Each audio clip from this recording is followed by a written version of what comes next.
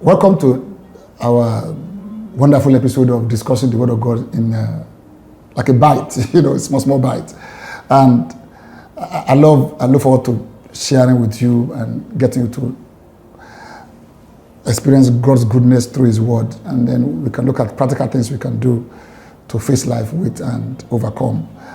Today, let's tackle depression. Life can get sometimes depressive, and we can even go through major depression, and we can be depressed one time or the other in our lives. What do we do with depression? We know what to do with hunger. We get food and eat it. We know what to do with thirst. We get water and drink it. And if we want to go somewhere, we put on our shoes and go there. But how do you tackle depression? How do you move from here to there dealing with depression? And I want a realistic dealing with this. There are medical ways, natural ways of dealing with depression. There are things to do, but let's look at some spiritual things we can do to help us in the moment of depression, when we are depressive or passing through depression in our lives. And the first thing that kind of gives me joy is the fact that the Word of God is not blind to human emotional struggles. Later I will talk about dealing with major grief, but depression is something that's a little bit underlying. It's just there, that just keeps you, sad, dark, somber.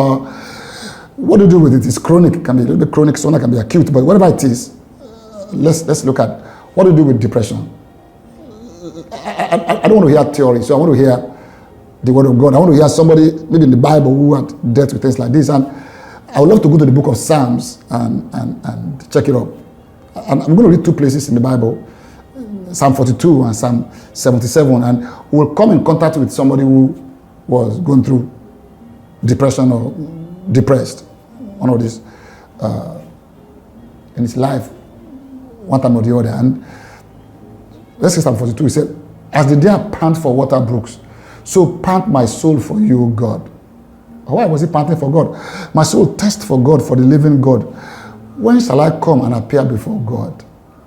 What's happening here? Verse 3 says, "My tears have been my food day and night, while they say to me continually, where is your God?" This person had expected God to do something wonderful in his life, and God was not showing up, and he was going through this mockery. And they were saying, where's your God? That should be depressive enough.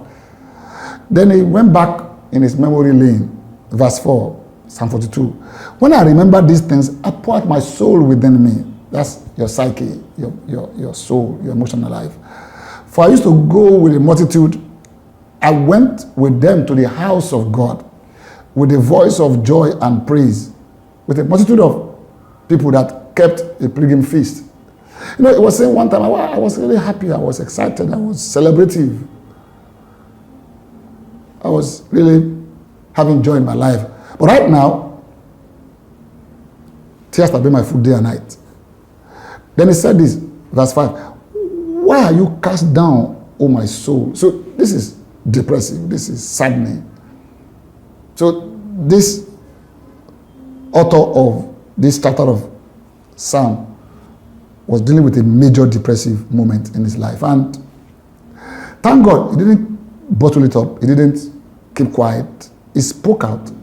And he went further. He wrote it down. So that many of us today can learn from there.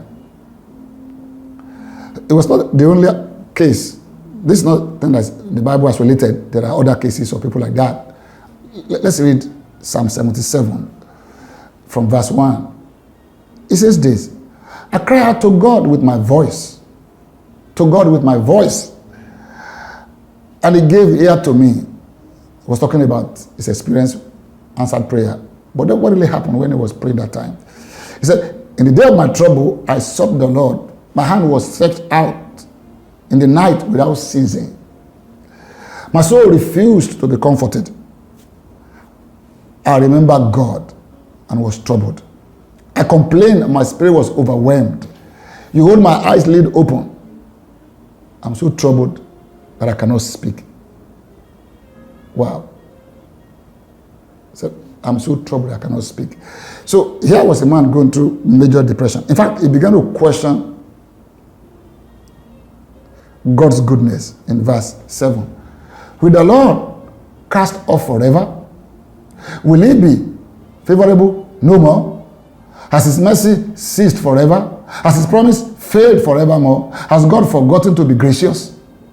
Has he in anger shut up his tender mercies? Oh, amazing. That's in the Bible. Man was going through major depression and he was even questioning the goodness of God. So it's okay to have this kind of emotional upheaval once in a while. I mean, things happen that you just don't flash a smile. Even if you do it, you know it's plastic. You know. So I'm glad that we have over here in this reading that men like us, men who wrote the Bible, went through major depression. Before I talk about what to do in our depression, let's look at one more case. All of us we have heard about this mighty man called Elijah. We sing song about him, we read about him, and we want to be like Elijah. We have heard him say, where's the God of Elijah? We've heard about Elijah calling down fire from heaven. But we've forgotten that he had a major bout of depression in his life. After all that miracle, fire from heaven, he began to run away because Jezebel, a woman, challenged him that is going to destroy him. The Bible said the man began to run. Interesting. Powerful man of God, strong man of God. He started running away from his challenge. This is in 1 chapter 9, verse 3. And when he saw that he arose and ran for his life and went to Beersheba, which belonged to Judah, and left his servant there. But himself went a day's journey into the wilderness and came and sat down under a broom tree. And he prayed that he might die. And he said, it's enough. Now, Lord, take my life, for I'm no better than my fathers. This is a man that was under depression. The Bible said, and as he lay and slept under a broom tree. Amazing, you know, he slept off, cried out, ran away. These are all indicators of depression. The mighty Elijah himself, he had bouts of depression. In fact, he said, Lord, take my life, for I'm no better. That's depression talking. Yeah, was a man like us. He just had the day before mighty encounter with God's power. Miracle took place, fire came from heaven, destroyed Baal's prophet, and by second day, here he was. We call this maybe Blue Monday for him. You know, that took place on Sunday with all the power of God as a pastor. Then Monday, he had these blues, you know, just kind of feel like I'm no better and take my life. Yeah, that's the way life is sometimes. So what do you do in the midst of depression? Let's find out. Thank you.